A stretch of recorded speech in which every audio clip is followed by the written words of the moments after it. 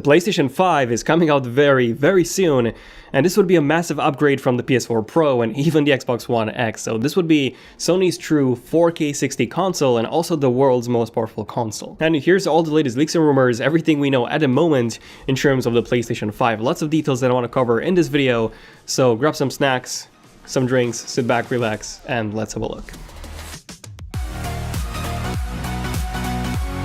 Okay, so here's the thing, unlike laptops or, smartphones, tablets, or pretty much anything in the tech industry, consoles do not get a yearly update. In fact, consoles get updated every 5 to 6 years or so. For example, the original PlayStation 1 came out in 1994, the PS2 came out in 2000, so 6 years later, then the PS3 came out in 2006, so again 6 years later, and then the PS4 came out in 2013, so 7 years later. So yeah, the PS5 should come out in 2019 or 2020. However, the console cycle release got disrupted by the release of the PS4 Pro in September 2016, which was a much more powerful version of the PS4, but still not powerful enough for it to be the next generation console. Now, the PS4 Pro can indeed play 4K games, but only very few of them are actually true 4K. So, for example, Last of Us Remastered is indeed true 4K 60, so that's impressive. Wipeout Remastered is also true 4K 60, and they look stunning, but these games were actually PS3 games in the first place. They were never even designed for the original PS4. And all the modern games that do render in 4K, they're actually either Quad HD 30 or checkerboarded 4K, upscaled, and still 30 frames per second. But what Sony aims to do with the PS5 is actually true native 4K at 60 frames per second, something that not even the Xbox One X can do at the moment. And I'll talk about the specs in a second, but first, when is the PS5 actually coming out? Well, like I said, 2019 or 2020. But then something very interesting actually happened about 3 weeks ago. So Sony has announced that it would not be attending E3 2019, which is very unexpected and also quite shocking because Sony has been attending E3 for literally the past 24 years. 24 years, and they haven't skipped a single year in 24 years, and they just randomly decided to do so in 2019. Now, this can mean two things. So one, either Sony has literally nothing to talk about and they're skipping E3 entirely because of that, or two, they have a lot to talk about, including the PS5, and they'll actually be doing a separate dedicated big PlayStation event just for that outside of E3. And here's the actual press statement that Sony has released in terms of this. As the industry evolves, Sony Interactive Entertainment continues to look for inventive opportunities to engage with the community. PlayStation fans mean the world to us, and we always want to innovate, think differently, and experiment with new ways to delight gamers. As a result, we have decided not to participate in E3 2019. We are exploring new and familiar ways to engage with our community in 2019, and we cannot wait to share our plans with you. So, Sony's definitely not canceling their community interaction in 2019 based on that statement. Reason why I would actually put my money on option number 2. Sony having a dedicated big event just to announce the PlayStation 5. Now, I don't really see this event happening anytime before September or Q4 2019, to be honest. So based on this, my prediction is either a late 2019 event with a PS5 announcement as well as the release ahead of the holiday season of 2019, or just a PS5 announcement and then possibly even a late 2020 release. Now, if this console would be, 4K 60, like a true 4K 60 console, which at the moment this is something that only the GTX 2080 can achieve in almost all games, well, it needs to have some insane specs. Now, take a look at the Xbox One X. It actually has similar performance to a Radeon RX 580 card, which is a mid-range graphics card, but that's still very impressive considering that the 580 is a 1080p Quad HD gaming card, while the Xbox One X can even do native 4K, albeit at 30 frames per second, but still. And now, when it comes to the actual PS5 specs, all the leaks are pointing towards Sony using an 8-core AMD Ryzen desktop processor, as well as a custom-made AMD GPU either based on the Vega architecture or even the upcoming Navy architecture. Now, Sony is actually working very closely with AMD on this. In fact, we've even had a report that AMD has actually built the entire Navy architecture with the PS5 in mind, and this is why they've actually had to delay the Vega architecture in the first place. Now, the PS4 Pro has 4.2 teraflops of performance, but then the Xbox One X has 6 teraflops. So what about a PS5? Well, it's actually rumored to have between 8 to 10 teraflops of performance, which I'll cover in a second, but Yeah, that's absolutely insane for a console. Now, just to give you guys an idea, a GTX 1080 Ti actually has over 10 teraflops of performance, and you can easily handle native 4K games at 30 frames per second on the highest settings, and in a lot of cases even at 60 frames per second and over. Now, on the other hand, an Xbox One X has 6 teraflops of performance, so yeah, almost half of the power of the 1080 Ti, and it can handle native 4K 30 games as well, thanks to how optimized the games are. In fact, Mark Cerny, the lead developer, the lead system architect actually for a PS4, said that he believes that in order for a console to hit native 4K 60, it needs about 8 teraflops or even more of performance. So yeah, a PS5 with 10 teraflops would be easily able to not just handle 4K 60, but also heavily improve the graphics with, more effects, high resolution textures, and basically take the overall graphics quality to a jump similar to the PS3 to the PS4. So we won't just be getting, high resolution and a higher frame rate, but also more realistic graphics as well. Now, the PS5 will definitely feature backwards compatibility. So this is something that's been talked a lot about. And since the PS4 and the PS4 Pro are already based on the x86-64 platform, and the fact that the AMD Ryzen processors are also based on the x86-64 architecture, the PS5 will also be based on this x86-64. So, all the games would automatically be backwards compatible to the PS5. So all PS4 games would work on a PS5, which is obviously awesome. So this not only means that you would be able to play all of your previous PS4 games on a PS5, but if developers decide to do so, they could easily release a patch that allows you to play native for a PS4 games in native 4K 60. So imagine playing God of War or even GTA 5 in that resolution and frame rate. That would be insane. And speaking of insane, something very interesting happened earlier this month. So Sony had an event in Tokyo where they showcased their upcoming Sony 8K TVs, so that was quite cool.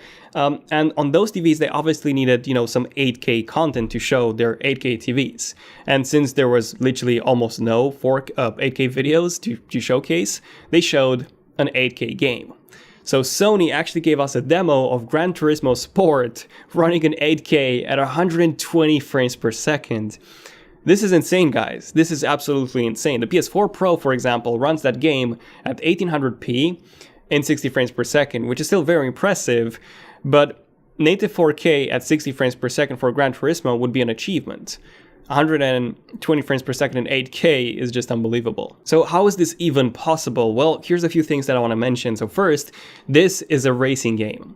And racing games are actually the easiest 3D games to render, since you just need to render the car model and the most amount of detail. And since you're driving so fast, the track itself and the background doesn't need to be as detailed.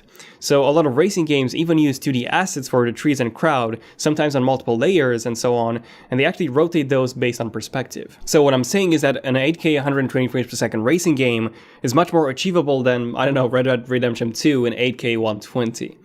But yeah, don't get me wrong, the PS5 would not support 8K gaming at 120 frames per second. That would be insane, of course, but by 2020, we would not have the tech required to build a $400 console that can do 8K 120.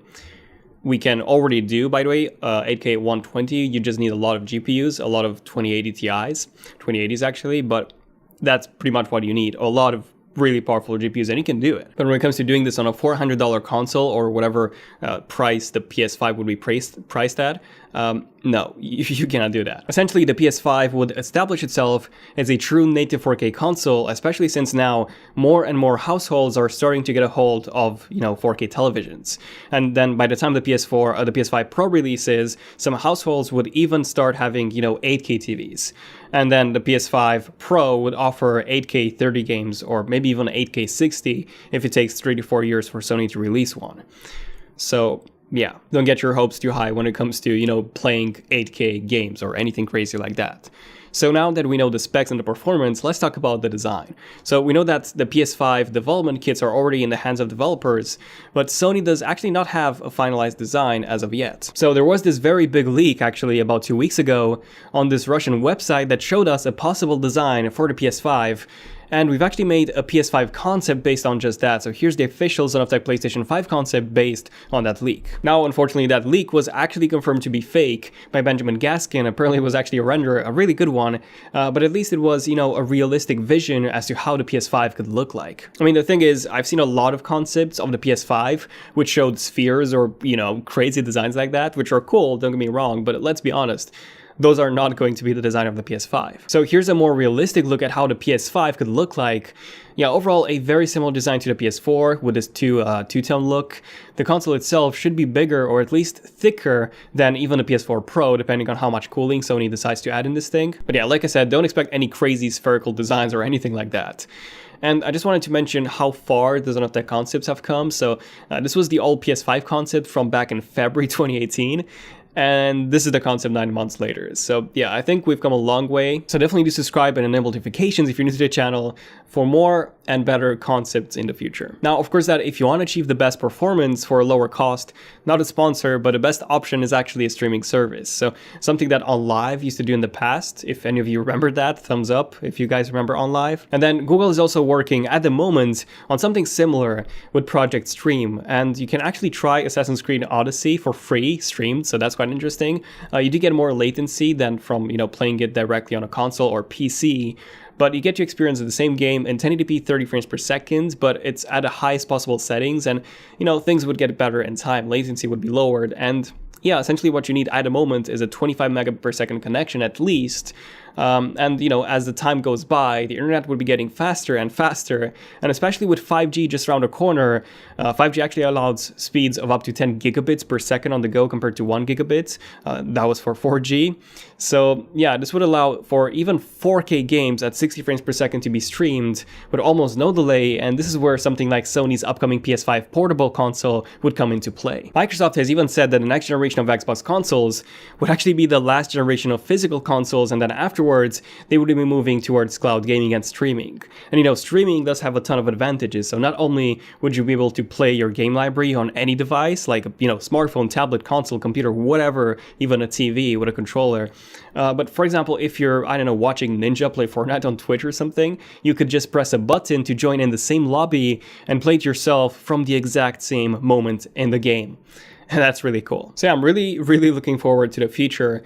The only major downside that I can think of when it comes to streaming is that everything would be subscription based. You would have to pay Sony for access to their streaming services, and then you would also have to pay the developers for the games. I mean, it would be cool if you just paid for the streaming access and you would get access to all the PS5 games and PS4. That would be cool, but I don't think that's going to be the case. So you would either have to buy the games fully, or the games could be free, but they would come with a lot of in-app purchases in that case. But yeah, definitely let me know in the comments your thoughts on the PS5 and game streaming in general. Do you think that this is the future, or do you think that countries that are a bit underdeveloped when it comes to the actual internet speeds would be the ones losing all this? So yeah, let me know what you guys think. Also subscribe and notifications if you're new to the channel and you want to see more Leaks Rumors episodes and more interesting tech videos like this one. Definitely give this video a like if you have enjoyed it to let me know. And this has been pretty much it. I'm Daniel. Thank you all for making it until the end. I'm Daniel, and I'll see you guys in the next video. Zone of Tech signing out. Cheers.